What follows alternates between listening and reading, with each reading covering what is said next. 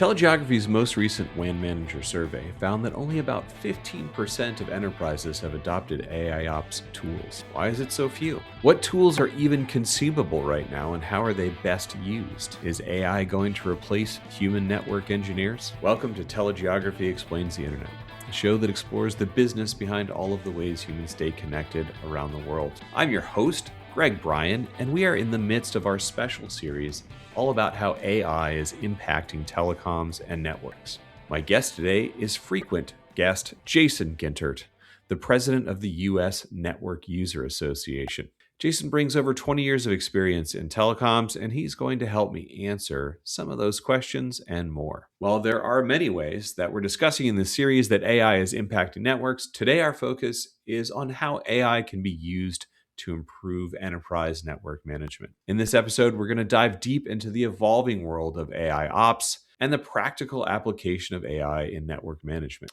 We're going to look at things like the reality of AI adoption and answer why so few teams have fully adopted these tools, despite all the industry buzz. The challenges and trust of using AIs, like AI hallucinations and the indeterminate nature of LLMs, especially when applied to critical network infrastructure. We will look at what tools are consumable now, like protocols such as the Model Context Protocol, and how they're allowing engineers to safely integrate their private data with AI to improve troubleshooting and root cause analysis. Finally, we'll talk about the future of network engineering and why Jason believes that AI is really a productivity tool, not a replacement for human judgment. As always, please rate the show, subscribe, tell a friend to listen, and find me or Jason on LinkedIn with suggestions and feedback. It's always a pleasure to talk with Jason, so I hope you enjoy it as much as I did.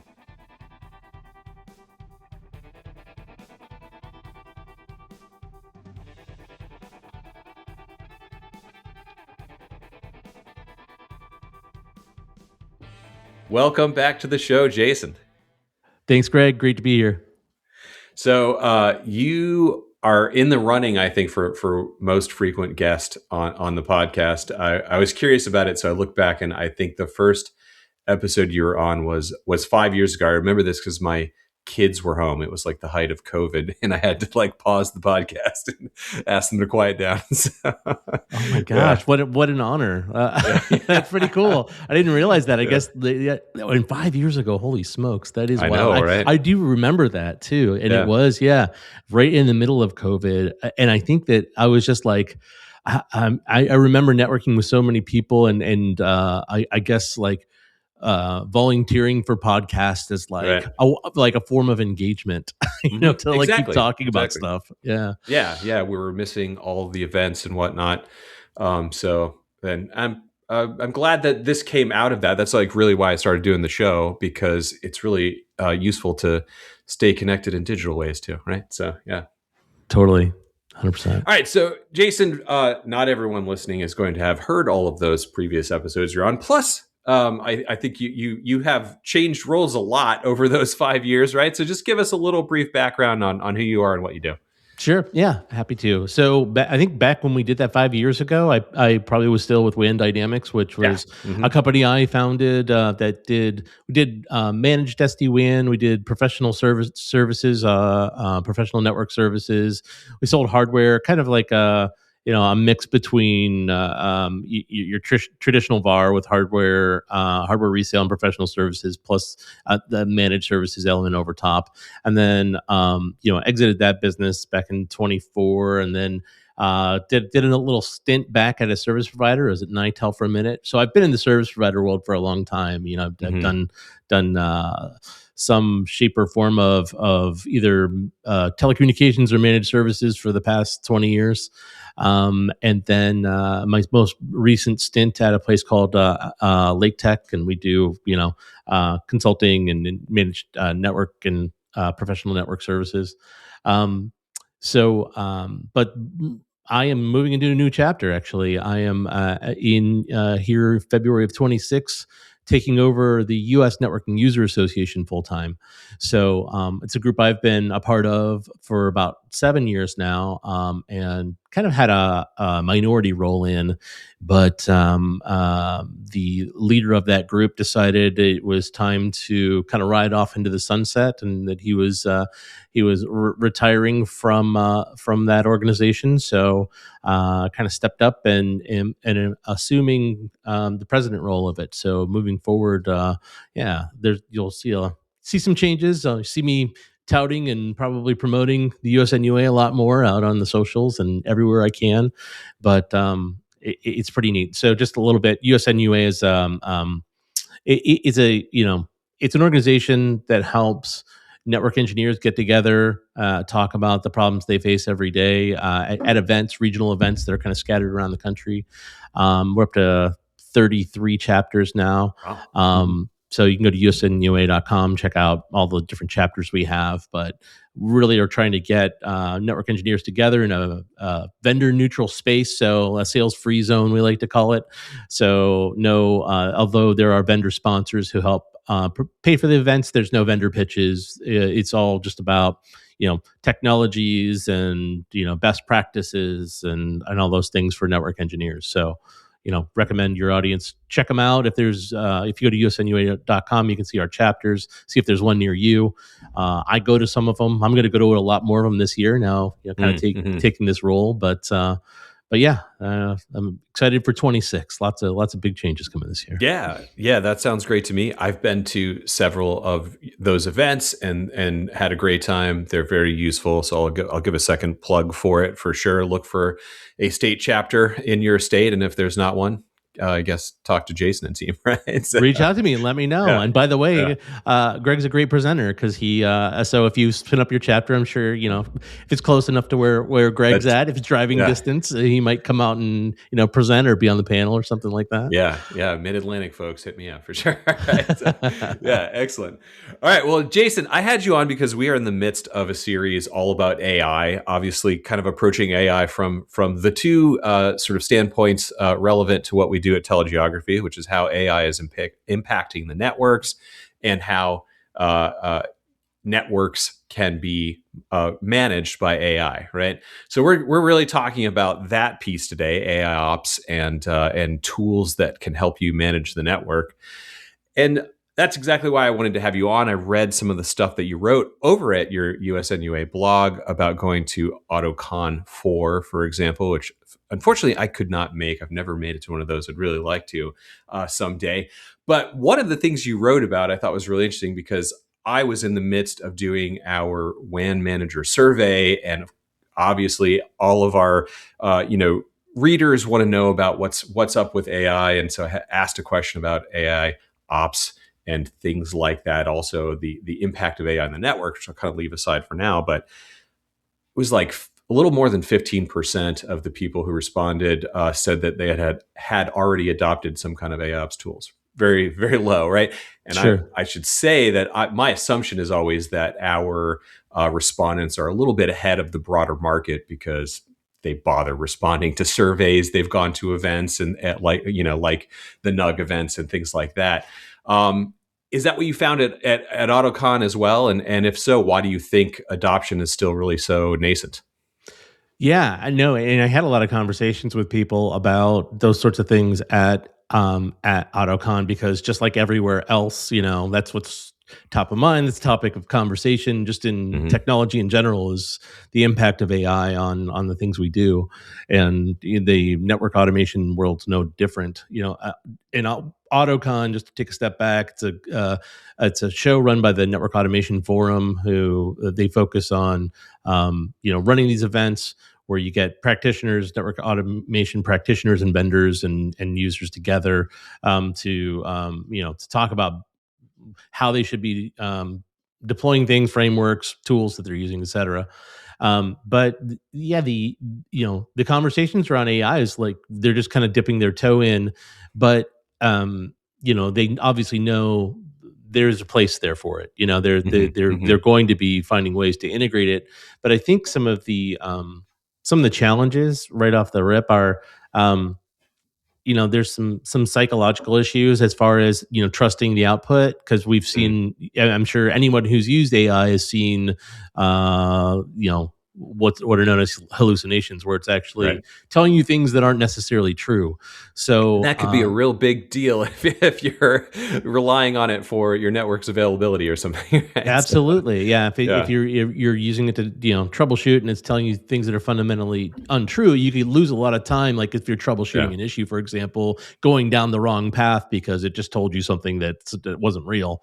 right. So I think that those things, and also like the indeterminate nature of the LLMs, sort of Mhm, large language models, is just like you could ask the same question, you know, three times to get three different answers. So it's just how to tune it and make it, mhm, um, I guess, to put the right constraints on it to make it so that you get truthful answers that are useful, that are actionable. All of those things, they're still kind of working through that. mhm, and that's, Um, like, good advice for anyone approaching almost any sort of task with AI at this point, right? So that's, like, universal advice, I think. It is. You have to craft your prompts and Mhm, craft your prompts. Also, there's other. So a lot of these tools are starting to have ways to guide it along. Things like agents that mhm, do very specific tasks, and you can start to link agents together that do different things. In the context of AI, but also just, I mean, in the incorporation of like data, in the way of retrieval augmented generation or model context protocol, where you can actually bring your data into it to, I guess, enrich the answers you're getting. So there was a lot of talk about that. It's like, okay, how do you take this indeterminate thing that could be giving you bunk answers and make it more determinate, right. more deterministic, and also enrich the answers with data that's relevant to you. So pulling in, things from your databases or your private, data stores or data lakes, and enriching it so that those answers can be better and more useful. Yeah, again, this is a comment about AI in general, as well as certainly applying it to network management. But I'm just always struck by some of these challenges that we seem to be facing with it aren't new at all, right? Which is that, like, the quality of your data has always been the major issue, right? It's just that 100%. that as humans, like, we have the ability to sort of like intuit, make decisions around bad data or whatever. Whereas there, you have to really like absolutely have the data quality, worked out ahead of time, right? So Yeah, yeah. 100%. I mean, and that is, a lot of the challenge I've seen like outside of a network engineering context or WAN context, or like a technical context around AI use, even in like, just, I think the low hanging fruit, I've heard it called like the corporate search, like leveraging it Mm, for to look hmm. to search through like all the data that the company has, just Right. finding the ways to get all of that data massaged into a usable way, and that the Hmm. AI can access. That is no trivial feat, especially Right. because many organizations have just years and years of data that's not formatted correctly, and it's not aligned to how these AI models work as far as retrieval of that data. So you have to find a way to massage it, and get it into a form that's usable for it. I mean, so that's true across the board in just about Hmm. every application you can think of. Whether it's that corporate search or whether it's AI ops, for network or cloud or WAN engineers. I mean, there's just, yeah, there's a lot of work to be done there, and a lot of considerations before you can really roll it out in production, rely on it, and then those that are considering, how do I roll this out to customers? Like, you've got to take that to the next level. Outside of Hmm. just internal using an LLM internally for like, say, chat ops, chat AI ops. If you want to externalize it and give the customer access, like, it better be rock solid, Right. before you do that. Yeah, absolutely. All right. So, Jason, we were actually talking before the show, and, sort of saying that one of the things I always really hope to present to our listeners here is where are we actually at in the market? How can they consume these kind of tools right now? So if you were out there as a network manager, right, or for that matter, really from the other side too, if you're at an MSP, an SI, whatever, thinking through this, what can I actually do today here in early 2026? I think number one, talk to the vendors that you work with today and see what capabilities they have in Hmm. the vendors, the vendor platforms that you're already working with. So, good example, like Hmm. if you're already working with a Juniper, Juniper has Mist. Mist is an AIOps platform that's actually been around for quite a while. I mean, we've all been talking about AI since the rise of the LLMs Hmm. and when ChatGPT kind of hit the scene. But there's some organizations like Mist who have been working with AI for a long time. So Mist is about, I don't know, 10, 11 years old now. Hmm. And they've been doing AI ops before it was cool. Right, They right. kind of, Before that was a term at all, right? yeah, Yeah. exactly. It's funny because I remember this conversation so many times in like the late teens about SD-WAN. It's like, oh, well, we just didn't call it SD-WAN. And it was like, and it was the same kind of thing too, where it was like, well, it's already the vendors that I'm working with. They're just changing the way that I interact with their services or their boxes or whatever, right? So sounds like a 100%. similar kind of thing where it's like, it's being deployed there in the tools that you already have. Like I assume, things like visibility and telemetry and things like that, right?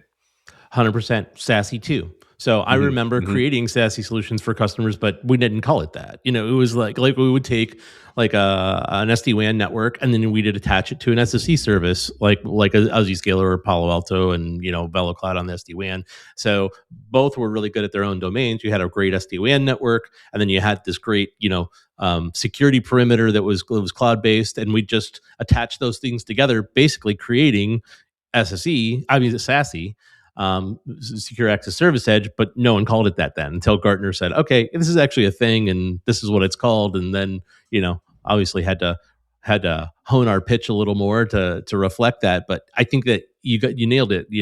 Some we start using these things before we really have a name for it, and then it becomes a space. And I think the AI ops space has been around in one shape or another by a few different vendors, like Juniper's Mist. Now, actually, it's like HPE, Juniper Networking's Mist, I think is how you're supposed to say it after the Yeah, that's HPE that acquisition. that Yeah. market is hard to keep track of, honestly. So, yeah, 100%, yeah, 100%. yeah. But there's tools like that, and then HPE's got Aruba Central as well, Hmm. which is another platform that's added AI ops capabilities to it. I think just about every vendor, if they don't already have something in the market now, they've got something on the roadmap. So go talk to your vendors, see what they have coming, and decide if that's right for you. Hmm. If you don't have if the tools either aren't mature enough or not quite what you're looking for. I mentioned a couple of things earlier as far as how to integrate your own data into AI tools. One being MCP, or Model Context Protocol.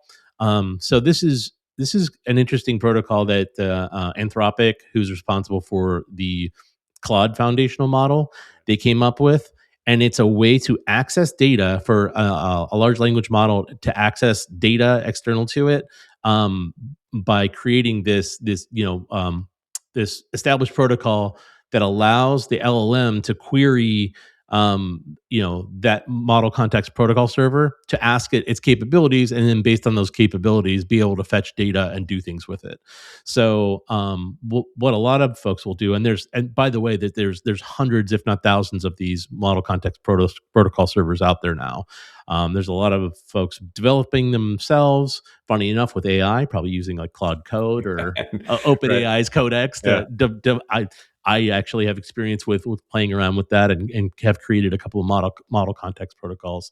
But basically they translate that LLM, the language that LLMs speak, Hmm. to either API calls or maybe SQL queries, but they're think of them like translators between data. So they're on the one side, they can talk that tokenization language that the AI speaks, and then convert it into the native language, whether it's like a RESTful API or SQL queries or what have you on the other side to actually talk to the data and retrieve it. So the model context protocol server presents to the LLM, here's the capabilities I have, and how to use them, and then that then uses those calls to then get the information it needs out of that wherever that whatever that data is. So it's kind of a structured translation of how to use that data. So there's probably some network managers then listening to this now and being like, oh, I guess I already am using AIOps then, right? Because of course, yeah, a lot of them have had to adopt MCP if their users are using any kind of a corporate LLM or whatever that's not completely internal, their own data and that sort of thing, right? So That's right. And it might be presented as like, a module or a plugin or that sort of thing, depending on the LLM you're using. But a lot of them are model context protocol servers, like integrations on the hmm back end. hmm But that is a really popular way to integrate your data today. And there is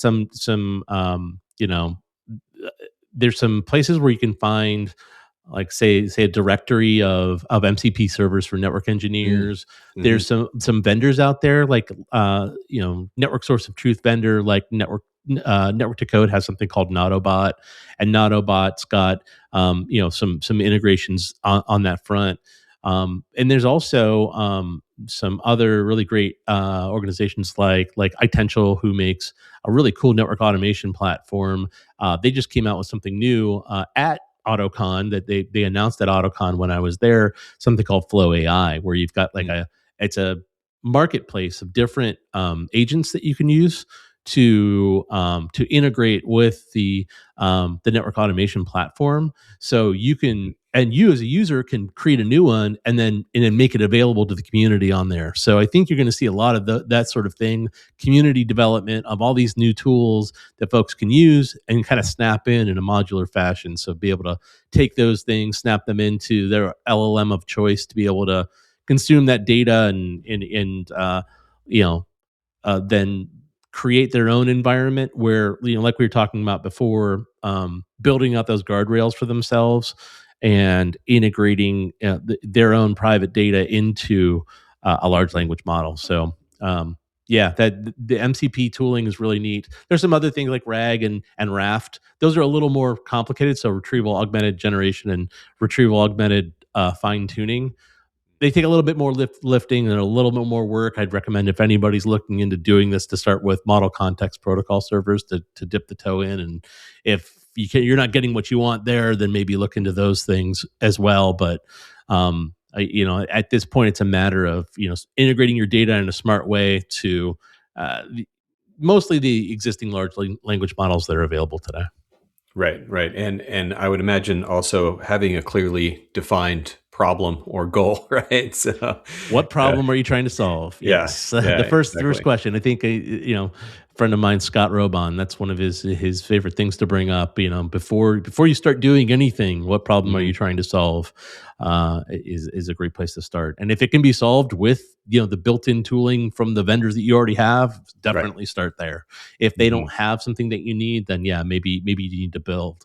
So there's always that build versus buy conversation, and I would say wherever you can afford to build, because you've got, like, support behind it. You've got a vendor to help you with anytime you have issues. If you buy it, you might be on your own. You could cobble it Right. together and something breaks, or you're getting behavior you don't expect. Well, it's kind of up to you to figure out what's happening there to get it sorted. So hmm Yeah, like that's perennial good advice. Anyway, all right. Also thinking through this from the advice standpoint, right? Um, with any new technology, something network folks are going to run into is, of course, that they have to report to a whole IT group, a CTO, whatever, as well as also security folks who might be nervous when they hear about like what MCP does, like what can it talk to, that sort of thing. So I wonder if you could help us, like, run through the case of like, how do I sell this internally? What, let's say I find something that I do find useful from one of my vendors, or that I can sort of work to create. How do you get everybody on board? in the early days of MCP has been around for I don't know, like little over a year now, and it's just kind of taken off really quickly in popularity. The first iterations of it really were not really strong from a security standpoint. But now with the uptake being so rapid, there's a lot of folks that have taken a look at it again. And like, okay, we got to figure out how to add the layers of security to appropriately lock this down. So right now, there's a lot of efforts to sort out things like single sign-on and secure authentication of MCP servers to make sure that you have, number one, the identity of who's logging in, and you can apply permissions appropriately as far as what data they have access to, and then two, accounting, doing accounting on the back end of like, okay, here's what this user did, here's the questions they asked. So in corporate environments, that stuff's just starting to get developed and tested now. So I think that there's a lot of development happening in that space to make sure that security is accounted for. So I would say before, and walk before you run, test it, and do some basics to see if you can get the answers you're looking for, and start to tune that stuff. But don't forget about security. Make sure you're going back and taking a look at locking that down appropriately, and if you don't have let's say the model context protocol server you're using, or whatever you're using to get that data integrated, doesn't have good controls, role-based access controls, maybe then just only exposing a subset of that database, or maybe even like in the MCP servers that I've worked with in the past, you can kind of control what, maybe only give it read-only access. Actually, I recommend that 100% of the time right now. Just give it read-only, don't give it write access to let it change your data, but also maybe only give it a view of a small subset of data that it can have access to, and utilize just what's necessary. Almost like a zero trust mindset, only access to what you really need, right? So yeah, absolutely. Yep, definitely applies here. If anybody's heard some of the horror stories out there of people giving, a large language model application on their computer access, file system access, and it wiping out their directories. There's been a few of those out there. Think of that at scale on your databases or something along those lines. That's just, you just got to think through those things and make sure, not just from a security perspective of not revealing or exposing sensitive data, but also making sure that you're not deleting data by accident. Right, data protection, not just security. Yeah, absolutely. And also overwhelm too. Some of these tools can be pretty tough on say an API endpoint. So if you don't have ample resources, let's say it's a service hosted in house where you've got like a RESTful API exposed, and you hit that server too hard, and you could actually like impact things. If the LLM's asking a lot of questions of it and doing a lot of queries, it's overwhelming, causing kind of a denial of service. That's also a real thing too. So testing those things out to make sure that you're not gonna drop a crucial service in the middle of the day. That's probably pretty important. That's bad. Yeah. Yeah, absolutely. Yeah. All right. So I also want to think about before we move on to sort of the next section. Again, sort of like concrete examples, not of the tools, but of like what you can actually do. Like, so when we said before, you need to have a problem in mind, like Scott said. What kinds of problems do you think that we can look at right now? There's like kind of an old saying, because again, like we were saying before, none of this is really new, but an old saying in the IT world in general: if you do anything more than once, you should automate it. Is that true in network management? I definitely think so. I think building good prompts around solving maybe like whether it's common problems, common support issues, but crafting prompts that, let's say, for example, you've got a user who's having trouble connecting to the Wi-Fi, and Mist is a platform that does this very well. But you could essentially craft your own way of troubleshooting this with AI, but being able to ask it to comb through the data, to have it determine in plain English exactly what's happening, to come back and tell you. It looks like Sally's got multiple authentication attempts. It looks like she's typing in her password wrong. I think Sally can't get connected to the network because she doesn't have the right password, or one of those things that used to take engineers days to figure out. Exactly. Right. Yeah. You'd have to go comb through logs and like, Yeah. oh man, this is a password authentication issue. What the hell? Yeah. Or maybe it's signal strength, or like to get to the root cause of some of those issues and just ask in plain English, like this endpoint is having difficulty connecting and staying connected to the network. What's happening? Or this link, something seems to be fishy here. I noticed that there was maybe a BGP flap, and in a WAN context, what could be happening with this link? And have it go dig through some of that monitoring data if it's exposed to to whatever tool you're using to go determine a root cause. And these LLMs are really pretty incredible at there's been a few instances where I've taken multiple data sources and integrated it in with an LLM, and even used some of the vendor platforms and just asked it a really simple question like, right, what's up with this internet circuit? And it will come back with some pretty comprehensive information about, well, I'm seeing, CRC errors and interface transitions. It looks like, we've got some layer 1 issues here, or, or maybe there's queue drops or what have you. There's a lot of things that it could go into the network and get you do root cause analysis. So I think all that to say, I think root cause analysis of network problems, is a big one. Another one that I've seen that's interesting is an agentic approach to network analysis. So let's say like overnight, some events happen in your network, but having a summary ready for you by morning. So you come into the office and go, hey, these things happened last night. Just so you know, I saw that this circuit bounced, this site went offline, et cetera. Or maybe noticed a trend amongst all of our AT&T sites. Maybe there was like a backbone event that happened. But at any rate, an agent that's kind of always parsing through things and has something for you, at a predetermined time, like a report that spits out and goes, here's all the weird shit you should probably know about, like that happened over a period of time.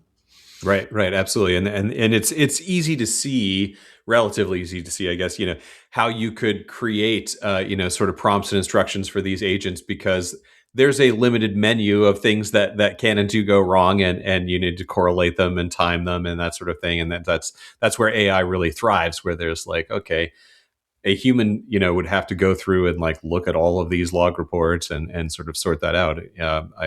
I think where people get disappointed is when they expect it to do higher order thinking, or just things that aren't just related to, okay, here's a subset of data and how it correlates with another subset of data, and figure that out. That it's great at that, right? So it is, and there are times where if you ask the question a different way, you change the prompt, right? You might get an answer. You might ask it one way and go, that's not exactly the answer I was looking for. But having the thought process to refine that prompt, make it more specific, ask better questions, and then get to that answer you're looking for.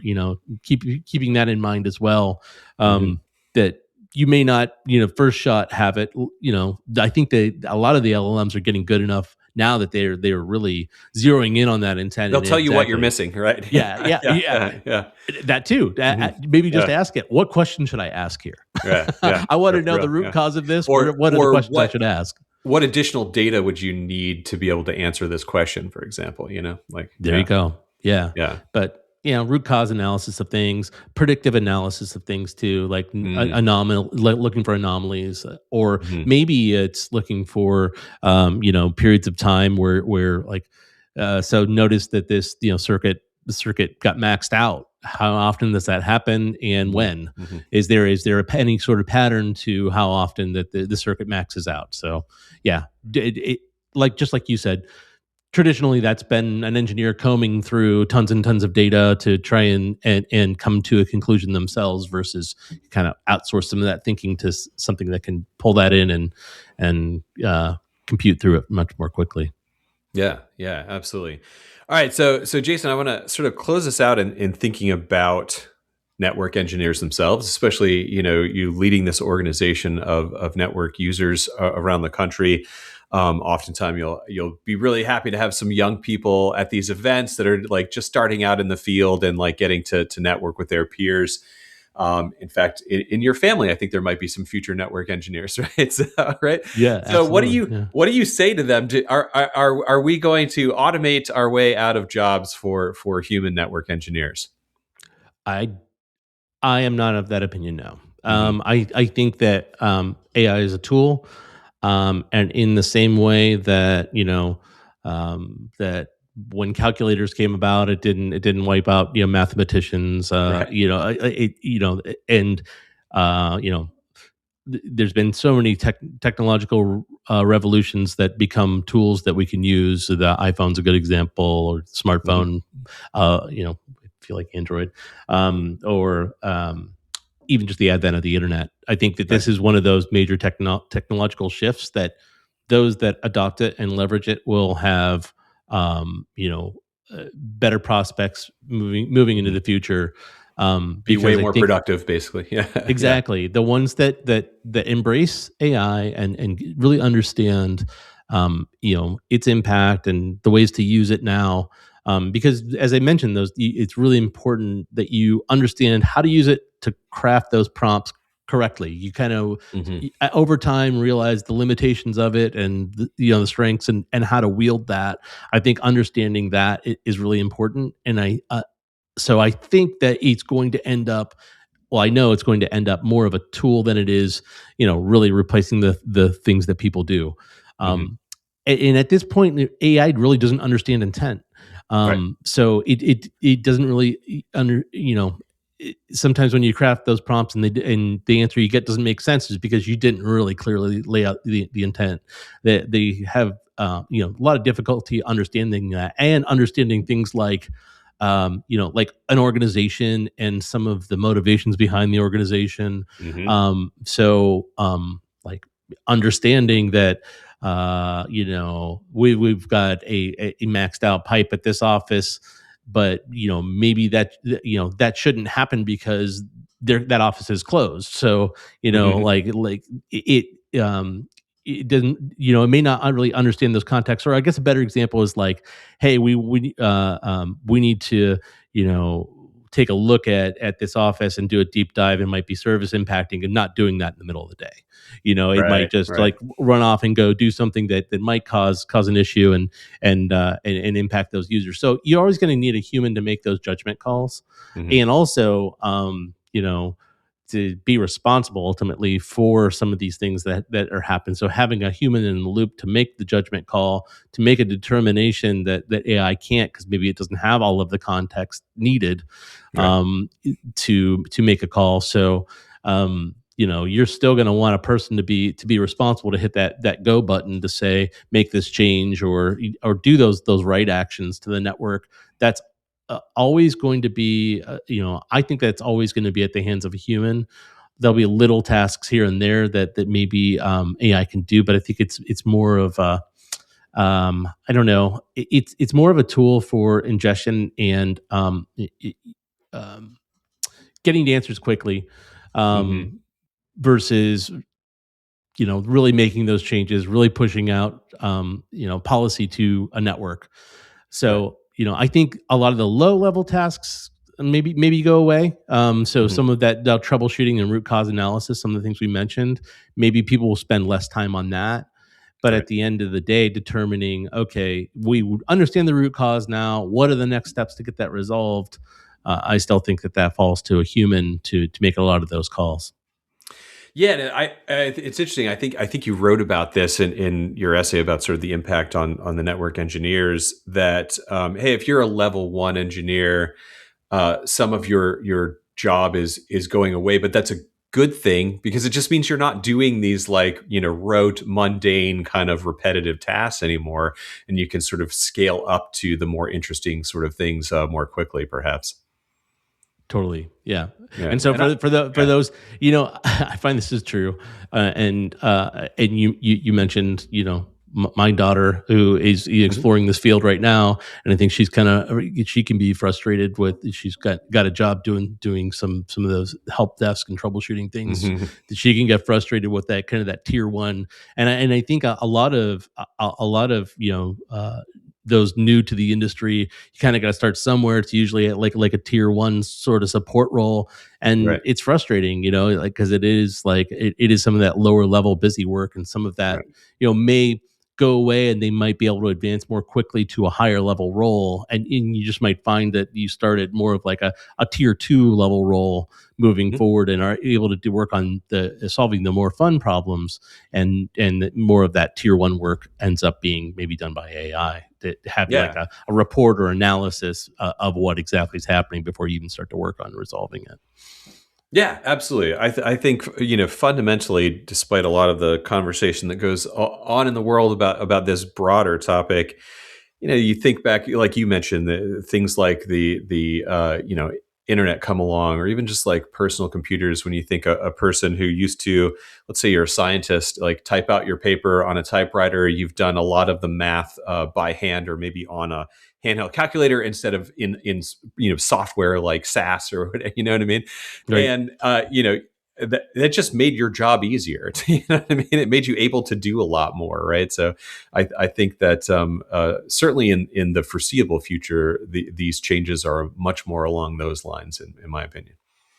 Same here. I agree with you Yeah. 100%. Yeah, as I wrote in that article, I don't think AI is coming for network engineering jobs. In fact, I think that there's more. I'm seeing more and more more and more positions open up all the time for network engineering, because there's like I feel like there was kind of this this talent drain of a lot of people who went over to cloud, and then and kind For of ended sure. up over there, that they kind of left the network engineering world. And Yep. there's a whole bunch, at least in the folks that I interface with, and the places that I'm at, where you're starting to see a lot of network engineers age out. They're Yeah. kind of that they're retiring. Mhm. They're not staying in those roles, and there's not necessarily someone to backfill that position and jump in and take Right. over. So I do think that there's a lot of opportunity for network engineering roles into the future, and we are one. That's one of the goals of the USNUA: make network Mhm. engineering cool again. Get out there Yeah. and get evangelize how cool it is, in the ways that you can leverage. Because I think that there's a lot of young folks coming into the tech industry that are probably interested in wielding AI, and this is like a Mhm. perfect way to do it, is to like apply it in a network engineering context. But Yeah. and I'm a little biased, but just network engineering Yeah. itself is pretty cool, Yeah, for so sure. yeah. You'll be happy to hear this. So my son goes to a science magnet school, and he had a friend over. It's science and engineering magnet school, I should say. And he had a friend over, and I was like, oh, what are you doing? What do you want to do? And you know, I feel like even just 5 years ago, that answer from the engineering side of that school would have been like, software development, cloud development, security, something like that. And he was like, oh, I want to be a network engineer. At least like 16 years old. Yes. I was like, Love to hear it. yeah. I was like, I showed him my map of submarine cables. He was like, wow. So, Probably blew yeah. his mind. Cool. It blew my Yeah. mind. You sent me one of those Yeah. too, and it's like, I had no idea. There's so Yeah. many, and some of the Hmm. names are pretty funny too. I've heard you. Hmm. Yeah. Sometimes they have a lot of fun with it. Absolutely. Yeah. They do. Yeah.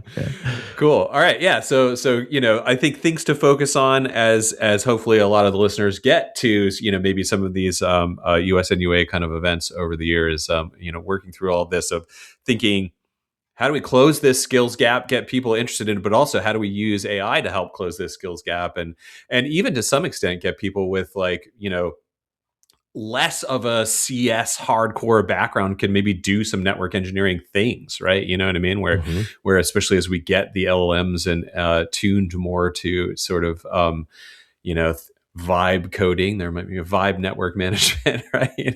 So, A- yeah, Absolutely could be. It could be, yeah, yeah.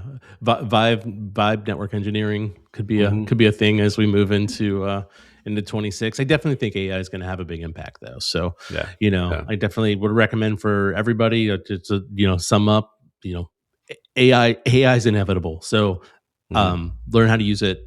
Don't be afraid. It's okay. Use it in the tools that you've got in front of you. Like, you don't maybe not have to go really look too far. You might have a Hmm. platform that's got an AI component that maybe you weren't aware of, or maybe you like popped up on the side and you've been telling it to go away. Maybe just click OK. Let's try that Hmm. thing out and check it out. But know that, yeah, at least for the foreseeable future, AI is not going to replace engineers. Yeah. You're still going Yeah. to need humans in the loop to solve these problems, and in a lot of instances, make a decision about making that change, whether it's the appropriate change to make, it's the appropriate time to make it, those sorts of things. Still going to need people to do those and higher order things, understanding, like, organizational context and all that.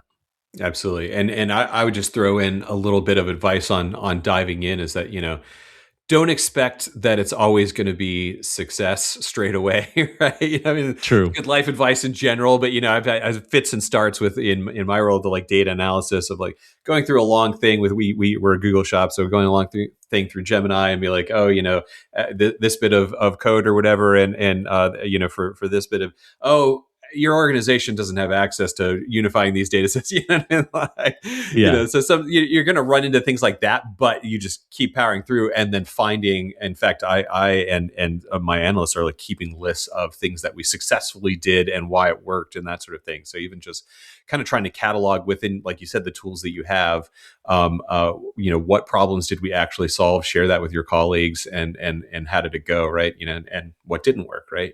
So. Yeah. 100%. Excellent. Well, Jason, this has been very illuminating. Thank you so much. If folks want to keep up with you, read some of these things that I've been referencing, how do they find you?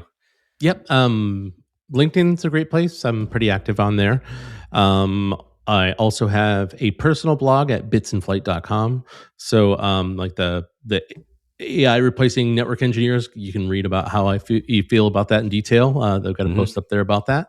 And then usnua.com is the US Networking User Association. So we call them NUGs, Networking User Groups. You can find out if there's one near you. And if there is, sign up for an event. If there's not, you think you want to participate, let me know. Feel free to reach out to me over LinkedIn. And I'm happy to talk with you about what that takes. Um, you know, I'm trying to think if there's anywhere else. There probably is, but those are Hmm. probably the three best places Big to find ones. me. Yeah. Yeah. Blue Sky didn't seem to really work out for most of us. Yeah, I mean, I'm Yeah. still Yeah. post on there, Yeah. I Yeah. don't know that, but I don't, I think it's more of like a write only, it's less read, Yeah. I don't Yeah. really, Yeah. I'm not really on there, perusing it as much, but Bits in Flight, I mean, if you see Mhm. Bits in Flight somewhere, that's usually my handle.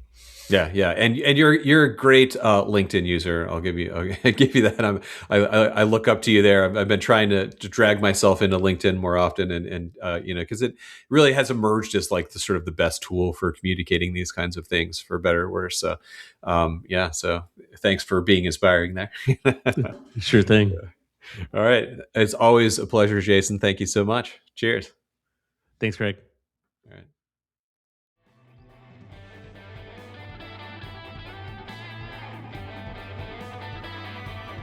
Thanks for listening. Telegeography Explains the Internet comes from the experts here at Telegeography. It's edited and produced by Jane Miller, and it's hosted by me, Greg Bryan. And I also wrote that theme song you're listening to right now. To learn more about our data, jump over to telegeography.com, and we'll see you on the internet.